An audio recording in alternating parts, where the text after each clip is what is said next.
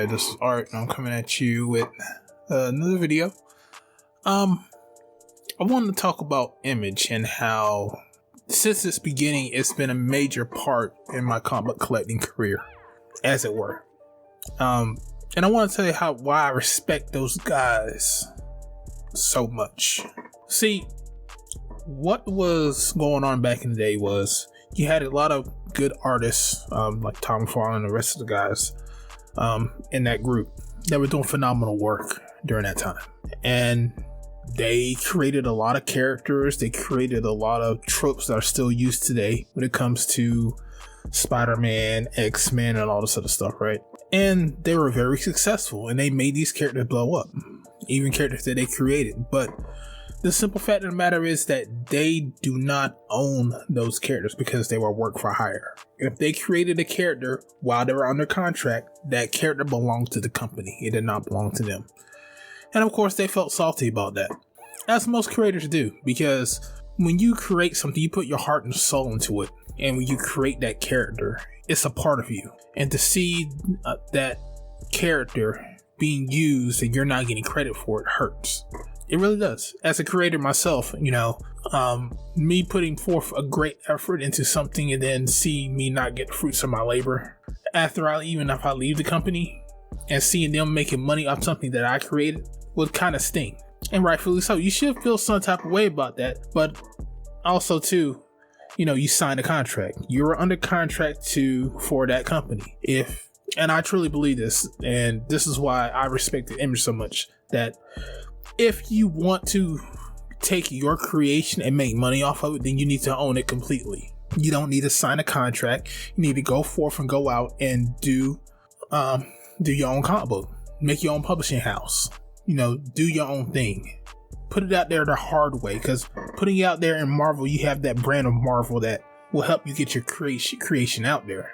But since you're on the contract, it's not technically yours. You helped create it, yes. They will give you credit for helping create it, yes. But it is not yours. You are working for a company. And as much as that might suck, it is what it is. That's just the landscape. Now, with that being said, the reason why I respect the image guys so much is that they did not like those conditions at all. They wanted to hold their creation to themselves. It was something that they created, and they wanted to have publishing rights to it. And so what they did was they left Marvel. All of them. They left Marvel to do their own thing. And to be perfectly honest, which really, this shows you that they had some really big balls. They went strictly to DC, and DC thought they were going to get all the top talent of Marvel. They were excited. And they pretty much went in there and told them, yeah, we're not working for you either. That was some big balls for those guys to do that. Like, seriously, that was some big fucking balls for them to do that. And so you had these guys to come up and started their own company, started their own production company, and they made their own comic books. Now you had Rob Liefeld with Youngblood, Tom McFarlane, Spawn, Jim Valentino, Shadowhawk, Jim Lee's Wildcats, Savage Dragon by Eric Larson, Cyberforce by Mark Silvestri, and Willis Patrice with Wetworks. And they went on and create their own company and did their own books and owned their own properties. Like what you should do. If you are not happy with the deal that you got and you are creating something, the best thing for you to do is to create your own books. Now, I think that they did it correctly, which a lot of young people that's in the comic industry right now need to do, which I think some of them are thinking that way because they created a name with the big boys, Marvel, DC. They had great runs, and while they were still hot, they left those books to create their own properties. That way they can own it, because people are looking for their art. And because they had great art, they created their own books based off the things that came out of their own mind, which they own. And no one can take it away from them. I don't care who you are. And they also created a publishing house to where people can come in, create a book or a series or ongoing book, and it was creator owned. You could own your own stuff. And I would say one of the best, I will say, companies that came out of there from Image Comics to me personally was Dreamwave. Dreamwave was very huge for me in Image. It was very huge for me because I completely loved that company. That and Top Cow. I would say Top Cow and Dreamwave were the two companies that I got from Image Comics, especially Dreamwave. But with Dreamwave, you had their extremely profitable Transformers line, which was a great freaking series. It was completely great. I thoroughly enjoyed Transformers when I can get those books. The artwork was great. Storylines were amazing. I still got War Within, and I got to trade to that, and that's still a great story. With the War Within with Optimus Prime and Megatron at the beginning was amazing. You had Warlands, which was actually a pretty good book. Shadaima was good. They had a Mega Man when they had the license to that. That was okay. That was pretty good. That's actually probably a rare book if I want to be completely honest. That's actually a freaking rare book because I think they only came out with a couple of those. They had G.I. Joe franchise, which is one of the storylines I need to get. Is the Transformers and G.I. Joe Dreamwave books, because I've got a couple of them, but I don't have all of them, and I want to read them because by Pat Lee, because that was actually a very, very good story for what I've read, and I actually do want to read that. I really do. I actually really do want to read that. So, but yeah, Dreamwave was good. So was Top Cow. Top Cow was a company which under Mark did very, very well. They had Witchblade, which is a comic series that if you looked in my old boxes, I pretty much got a lot of freaking Witchblade. I was collecting that like crazy. Tomb Raider, when they had the license for that to do 50 issues, that was another book I had that was doing crazy. I got a signed David Finch Aphrodite number 9. That was good. I mean, Dreamwave, I used to love Dreamwave. And Top Cow, I still love them. I still hope the Top Cow universe will come back, which I'll probably do a separate video on that. But Image Comics was doing their thing in the 90s. Now, I think in the 2000s, they slipped off. I don't think they had a great emphasis on what kind of products they were sending out, especially since they lost the Transformers license. And I think it went to IDW at that time in the 2000s. That really did hurt Dreamwave. And so Dreamwave went out of business. I think Dreamwave went out of business like around 2002, if I'm not mistaken. But they were short-lived. It was like 5 or 6 years of Dreamwave comics that were kicking ass. Dreamwave Productions was kicking ass. But in the last 2 years, they couldn't sustain themselves. Image Comics, they were kicking butt in the 90s up into the mid 2000s. Then all of a sudden it just went kind of downhill from there. I think the quality of the writers that were green lighting to write books for them were not there. As you saw with Spawn, I stopped collecting Spawn when they switched over to the new guy. And I didn't want to read it because it didn't have Al Simmons in it. Now I'm collecting Spawn back again because Al Simmons is back as Spawn, and it's actually really good.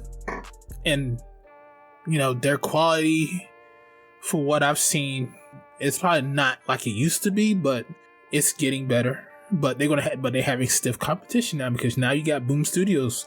I remember Boom back in the 90s, and they weren't really all that popping like that, not like Image, but now they're right there or just a little bit above Image at the moment because their books are actually outpacing the Image books right now, to be perfectly honest with you. I haven't seen the numbers, but for what I've seen about everybody talking about Boom, yeah, and it shows with their quality. Like House of Slaughter's doing extremely well. Something is Killing the Children is a phenomenal book that has been doing extremely well. Even that trade paperback that came out like a month ago or two, it's sold out. So people are wanting to read that book. So these indie companies like Image, Boom, and stuff like that are doing extremely well for the comic industry. But as far as Image, I mean, they're doing okay.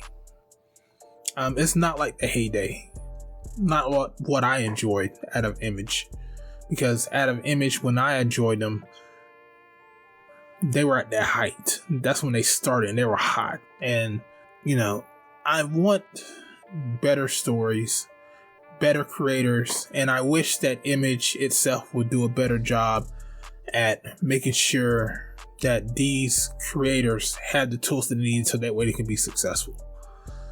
Because I think what's going on now, for the most part, is that they're greenlighting it and they just let these creators do what they want, which is part of Image's name. You live and die by your own sword. But there should be I think there should be a little bit more resources for some of these creators. So that way, if you get somebody who's new to the comic industry and he does have good work and stuff like that, you hook them up with people so that way they can get a feel for the industry. They're just not thrown out there through the wolves, and you know, they can be successful.